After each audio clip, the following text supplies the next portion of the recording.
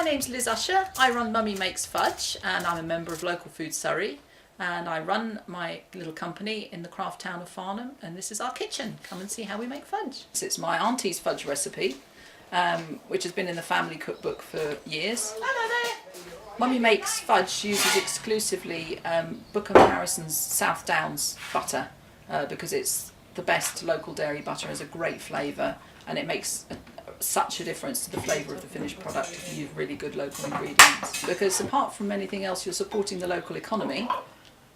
I started making fudge to give away as presents, and then people kept asking me to make more, so I made more, and then I started selling fudge at local markets, and by the time I was doing all that, not only was it much more fun than being a graphic designer, it was the best thing to be doing.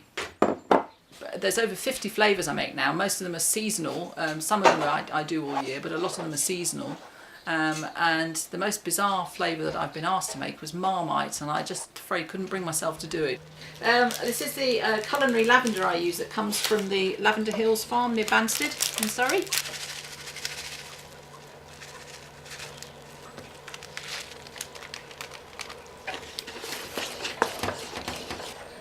If I could choose to be a fudge flavour, I would have to be Surrey Hills fudge, because I would just love to be able to source all my ingredients from round where we live in this beautiful county.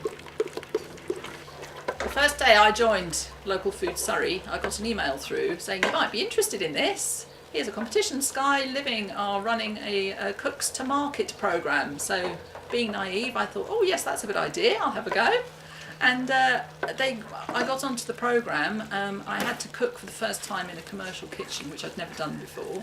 I'd only ever done it at home, and it was a fantastic experience because it gave me the confidence to know that I could produce this outside my own comfort zone. With fudge, I suppose there's three main stages. There's the melting stage, then the boiling stage, and then the cooling stage, and then just letting it settle and cool it, let it settle and just keep going. This is probably the most crucial stage actually, where most people seem to go wrong here. Here is going to be English peppermint fudge, which is made with Summerdown mint. You only need a tiny amount of this, it's extremely strong. I like to use actually some of the leaves in as well as just a flavouring. Customer feedback has been fantastic about Mummy Makes Fudge. It's the one fudge that people come back for again and again. Sometimes they're quite cross if I'm not at an event and they were expecting me to be there. When I set up my table at a market to sell my Mummy Makes Fudge, I always have tasters out for everybody to come and nibble. And once people have tasted a little bit of this proper traditional fudge, they always buy a bag and they always take some home for somebody who loves fudge. Mummy Makes Fudge is the traditional original product.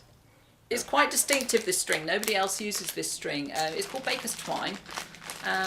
There's a version that I was getting from America which seemed a bit silly to import string from America, so I went to find a string maker at an old-fashioned twine factory. They were making garden twine, and they hadn't heard of Baker's Twine, but they came up with all these beautiful colours in cotton string.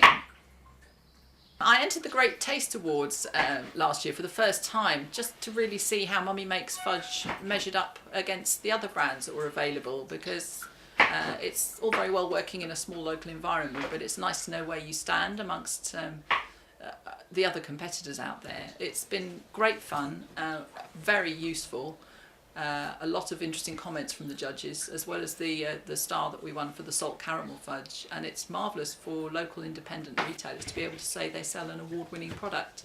This is the highly addictive award-winning salt caramel fudge, and I warn you folks, it's dangerously good, which is what someone said to me. And in fact, people queue outside the door of the farm shops when they know the delivery's coming. It's the crumbly bits in Mummy Makes Fudge that are really nice to nibble, and they make it different from everything else. Mummy Makes Fudge is crumbly and fabulous.